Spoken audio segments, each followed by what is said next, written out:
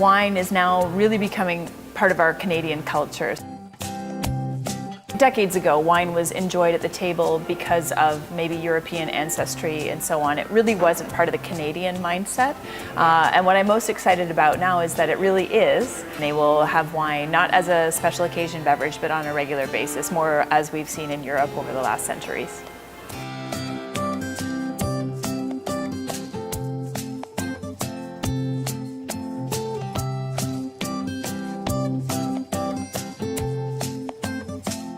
Around the Niagara Peninsula, because of the Niagara River and Lake Ontario, they act as a moderating influence and they really allow the grapes to grow and to mature. And so most years, we can get many grape varieties to mature. And so if we get mature grapes that have a lot of flavor and a lot of sugar in them, then we can make good quality wines.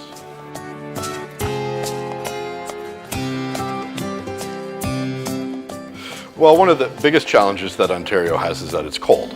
And although grapes can be grown in cold climates, there's a limit beyond which the grapes just don't ripen enough to make good wine. So here for us in Ontario, it's more winter damage, like there are some tough winters once in a while. When we have some serious frost, I mentioned the frost in winter, by running these windmills, if you want to call it, but they are called wind machines, we're going to mix the warm and the cold air together, and therefore at the level of the vineyard, we're going to warm up things. And that makes the whole difference between freezing a crop or not.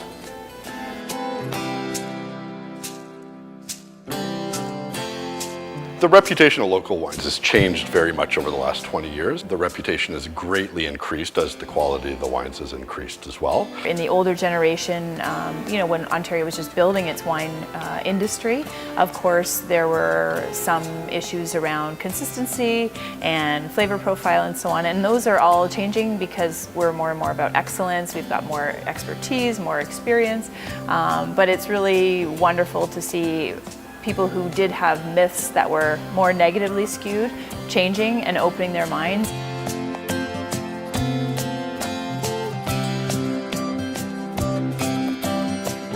There's a certain education component where we really are trying to educate our local market to the fact that Ontario wines are great and are worth trying. Economically, it does a lot to generate money for our province. It keeps local people employed. Agriculture is extremely important. Knowing the source of your food consumption, wine is food, and feeling good about the health of the land is extremely important.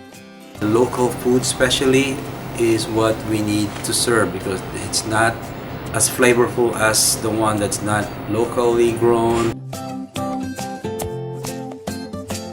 Our wine came a long way, and we are growing them with European varieties, and they are very competitive in terms of aromatics in the international market.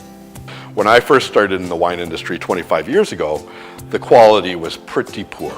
And so I rarely would sort of recommend Ontario wines, but these days I recommend Ontario wines all the time because we can do as well, if not better, with many varietals than other parts in the world can.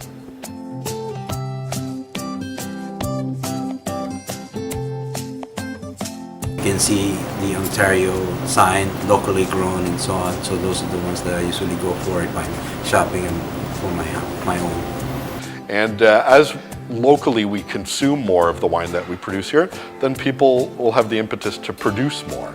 And the more we make and the more we try, then eventually we can have world-class wines here. There's no doubt that Ontario is on the rise, and people are excited and they're engaged, and they are more committed to Ontario wines than ever. So sales are just a complete byproduct of all of that support.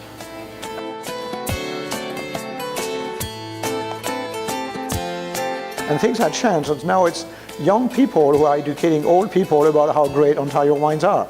If you're a resident of Ontario, there's nothing more exciting than to be able to say, this wine has been grown and crafted right here, within 100 kilometers of where you're sitting.